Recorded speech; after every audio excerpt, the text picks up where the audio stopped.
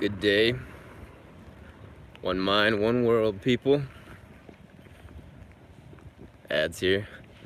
Today, I'm doing a walk and talk, just doing some errand running right now, and I wanted to speak a topic that is very uncomfortable for people to discuss. And it is because of that reason, I think, that no one really teaches anything about it to you. And I am speaking about envy. And when I say envy, I don't mean jealousy, because the two things are different. And I define jealousy as that feeling you get when you've had something or experienced it and then lost it. You see someone else have it and then you feel jealous. Envy is something much deeper and more insidious. Envy is feeling jealous about something you've never had, something you've never experienced. It is a darker emotion than jealousy. And envy is an emotion that almost no one admits to. People would sooner admit they're scared to you, that they're afraid, than they would admit that they are envious. And nobody, explains this to you growing up. And you do see a lot of envy on Twitter, on social media, on Facebook, Instagram. And I think once you recognize envy in yourself, it's easier to spot in others. And I'll just talk about envy in your own self first, just so people understand that I am talking about this with regards to not just other people, but myself as well. And understanding that envy is a waste of time. And whenever you do start to feel those feelings of jealousy or envy, to become aware of them and channel them into something productive, whether it's a workout or some other worthwhile expenditure of energy. And this takes practice, meditation, and becoming aware of your own emotions. But it also takes honesty within yourself. What's up, Kobe and Prophet? It takes honesty, self-honesty, to admit to yourself, yes, I feel envious right now. Or I'm a little jealous of that person. And understanding it's a waste of time to feel that, and channeling that into work ethic or something productive. And envy of others is, depending on who you are, much more dangerous. Nobody walks up to you and says, hey man, I'm feeling really envious of you right now.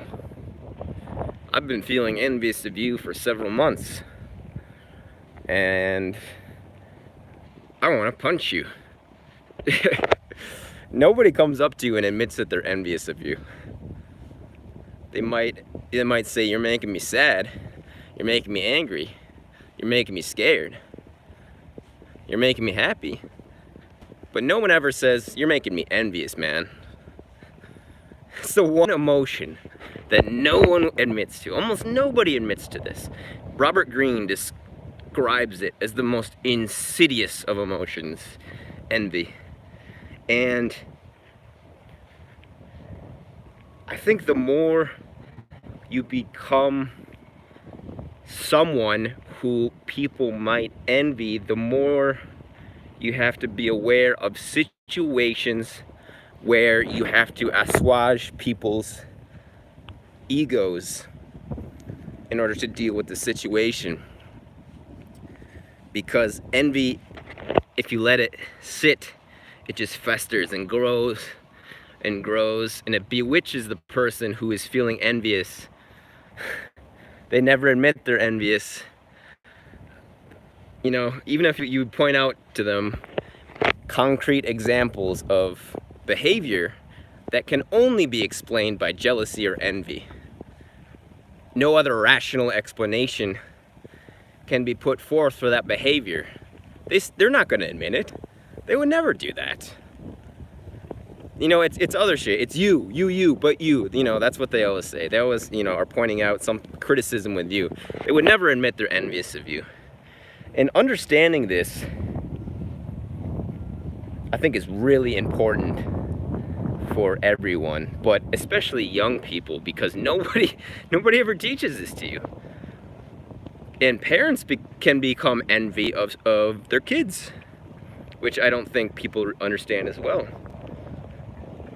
If you have a better life experience, a better upbringing than your parents did, if they're a good parent, they're going to be happy for that. That's what they want. But sometimes there will be some envy there. I think it's almost inevitable. Why didn't I get that upbringing? Why didn't my parents do this for me? So parents can be envious of kids, you know, and of course there's the classic sibling rivalry, you know, that's the classic situation where families experience a lot of conflict because of envy and jealousy. But it also goes the other way too, with parents being envious of kids, although it doesn't happen quite as often. I mean, anyone in your family, really. Aunts, uncles, cousins. I hesitate to say grandparents.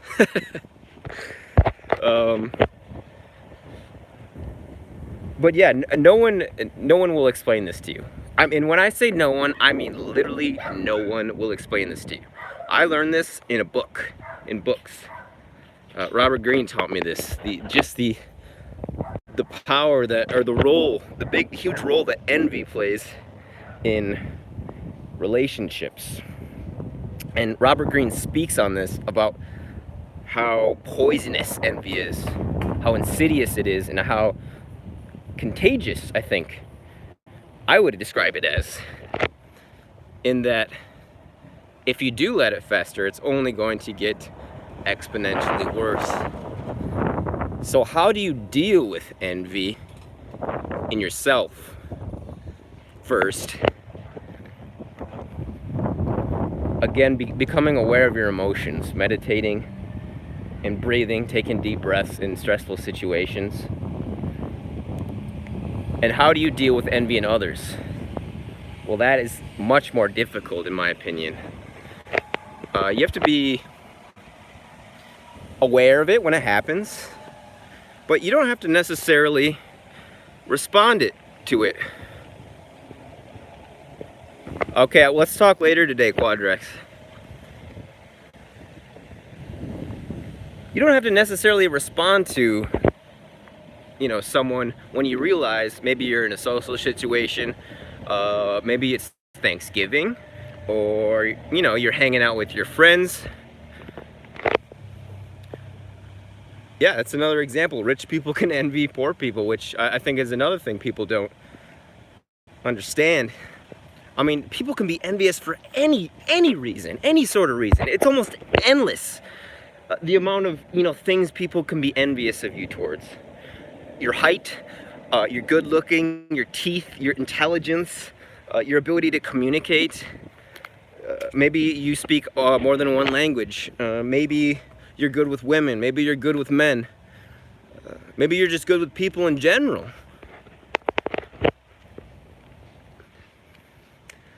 Maybe you're a physical presence. You're gifted physically. you're physically gifted, and people are envious of you because of that. Yeah, that's another big one, which I haven't mentioned. Thank you, Quadrex, is relationship envy. Boyfriend and girlfriend envy, right? Your girlfriend is envious of your past relationships or something else. Your boyfriend is envious of your interactions with other men. And I'm not going to speak on, you know, how people should behave in relationships, because that's a different topic. But it depends on the context as far as dealing with envy, because if you aren't aware of this and you're just going around bragging and boasting and this is something I did when I was younger, because I was unaware of that if you have a talent or a skill, there's someone out there who's going to be envious of you for that. And understanding that is very important, and not being showy, flashy, I think is important. That being said, you can be straight as a die, not flashy, polite. You know, you can do everything right. You can contain your own envy, right? And you can manage your own envy.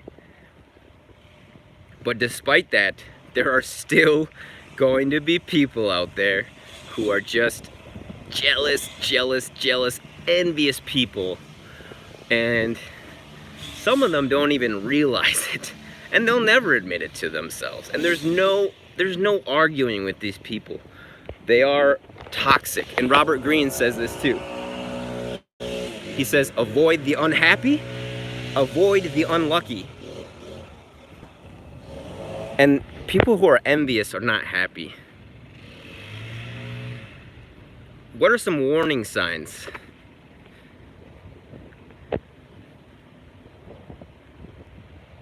Well, maybe you brought some good news to a friend or a family, and instead of, you know, a positive reaction, they're asking you questions, and maybe they're a little confused.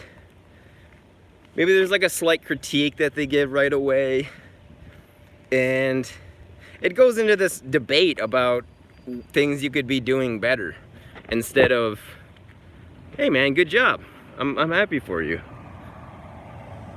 So the signs are there, but they're often very small to start.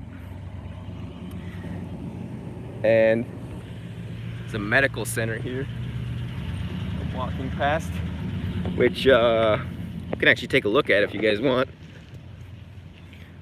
I'll just walk through here. Yeah, exactly. They don't even listen. They don't even listen. And the thing is with these people is you have to cut them off. You just have to. Whether it's, you know, people you don't know or otherwise, you know, maybe you just have to cut them off temporarily because they're in your family. Just take a break, you know, let them cool off, or hopefully, you know, just pray that they realize how they're being. It's like they're packing up some sort of, I think it's testing for COVID, I'm not really sure, but yeah, man, it's worse with people who you actually know, because the people who are most likely to be envious of you are friends and family.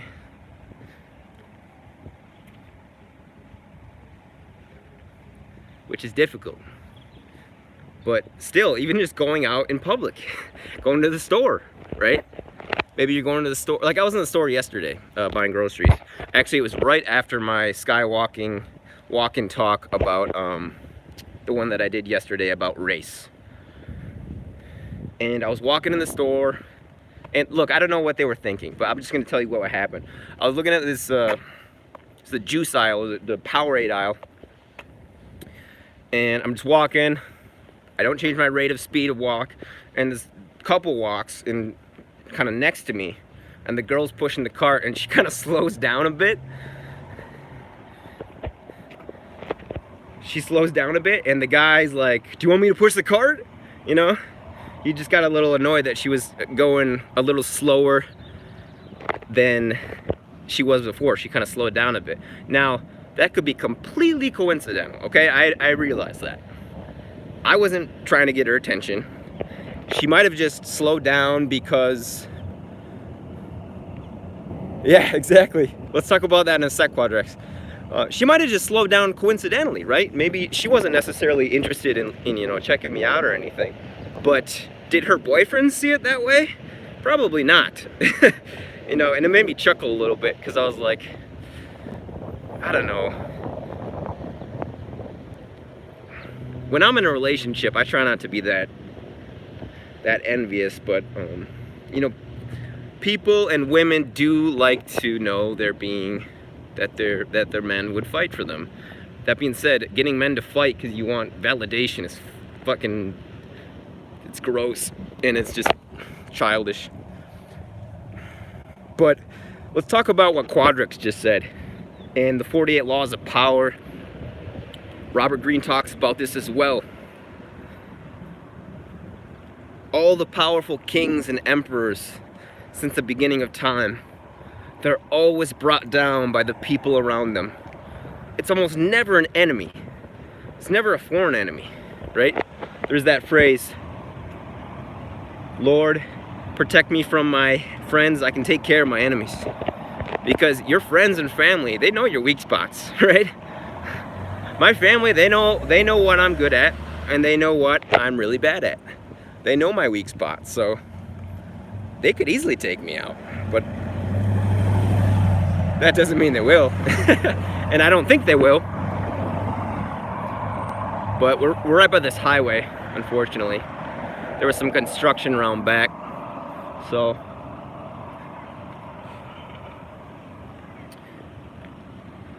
envy, jealousy, they're things that everybody has to deal with, and especially as you get older, you get more successful. I mean, that's the big one, right? Money.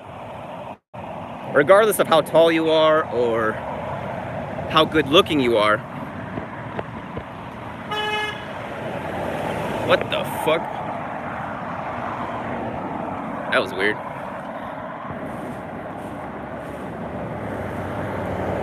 Yeah, man. I had a girlfriend like that too. I mean, it was bad. Like, she would get jealous of my cat, my female cat. She would get envious of and protective of. So, you know, those relationships do exist where they're pretty much, you know, the lifeblood of the relationship is jealousy and envy, which is sad. And it has to do a lot with how people attach to other people as well, in the context of relationships. And what are some things you can do to assuage envy or jealousy? And this is something I didn't realize too, is say you're a person who, like for me, I like receiving verbal affirmations from people. There's this book, it's called The 5 Love Languages by Chapman. His name is Chapman. Here I'm on the other side of the hospital. And I actually read it in English and Spanish. It's a really good book.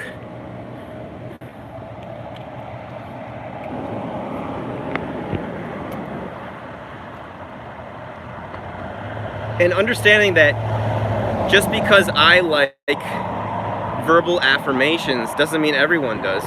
And also understanding maybe I don't necessarily need them that often, but I do like them every once in a while. And then thinking and understanding some people actually do need them more often than I do. And, you know, just being genuine with giving compliments out, whether it's to your family or friends, and recognizing, hey man, you did a good job. When they, you know, being genuine with those compliments. Because that can be something you forget about. Because everyone's, you know, Naval Ravikant, he says, life is a single player game. Which, you know, he expounds on that, and life is full of contradictions, but you can forget that your friends and family, they need you to affirm them, to give them affirmation. And yeah, it's easy to forget that, especially if you're someone who doesn't really need it that often. You know, depending on what your love language is, or you know, whatever it may be. So just understanding that envy plays a role in everyone's lives, even though nobody talks about it. I mean, I'm not joking. I've talked about this with, I think, one person. No, not even. I don't think Pepsi and I talked about it. But I recall Pepsi talking about it on a different podcast. And it's an uncomfortable topic. It's weird, you know, because it's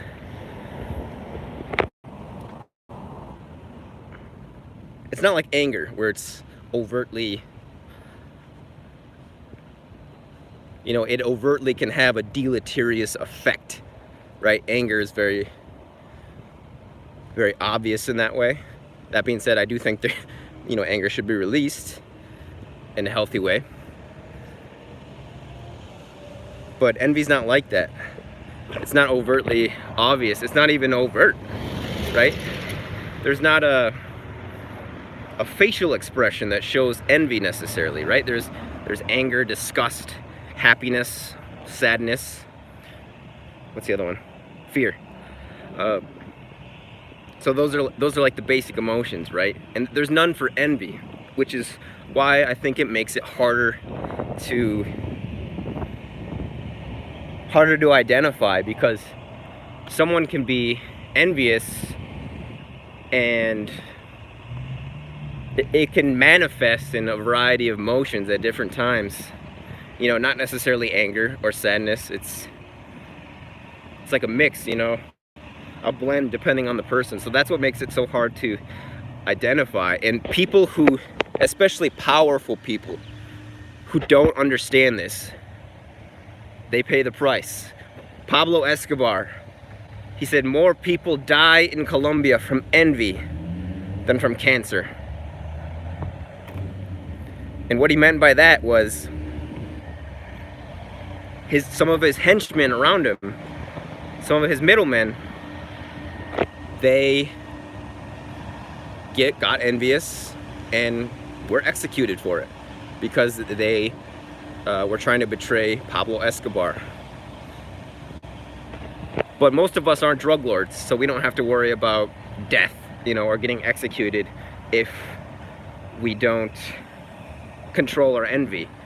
But there are smaller penalties that we often will pay if we don't control our envy, you know? Trouble in relationships is probably the biggest one, right? And that's envy within yourself and others. That applies to both. And as far as others only, you could get targeted. Just like Q said, you could get targeted by, you know, you see this almost all the time with YouTubers. Once a YouTuber reaches a certain level, then the trolls come out, right? The trolls and the hackers, they just, for no reason other than envy. It can only be explained by envy, right? And I think a lot of trolling can be explained by envy as well, too. When people say trolling makes no sense, or it's, you know, I don't necessarily agree with that. I think trolling is largely precipitated by envy. Why else would someone spend so much time and energy trying to ruin someone's work? I can't think of another explanation. I mean, there is the idea of the Joker, right? A man who just wants to watch the world burn. But those types of people are very, very, very rare. And more often than not, if a person's trying to sabotage you, it's because they're envious of you. Indifference is the ultimate power, right? And this takes a lot of practice. And there's a difference between indifference and active repelling something away, because that's still having an effect on you. And it reminds me of a conversation I had with one of my friends in college. He was one of my castmates on a play I did, Shakespeare play. And we were talking about another cast member who I think was annoying a lot of people on the cast. And I mentioned that I try not to let people I don't like affect me negatively. And he was wondering why that is. And the reason was because if somebody's mere presence in a room is negatively affecting me, that person has a degree of power over me. And he actually never thought about it that way. You know, some people will enjoy disliking people. Yeah, I agree, Quadrex. I have a lot of that too. Which is why I love this, because I can just talk to people.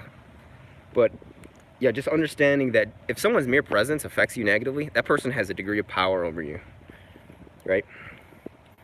And likewise, if you feel envy for someone else, that someone has a degree of power over you. And you may not necessarily think of it that way, but it's true. This person can walk into a room and change your mood. That is power. That's a degree of power.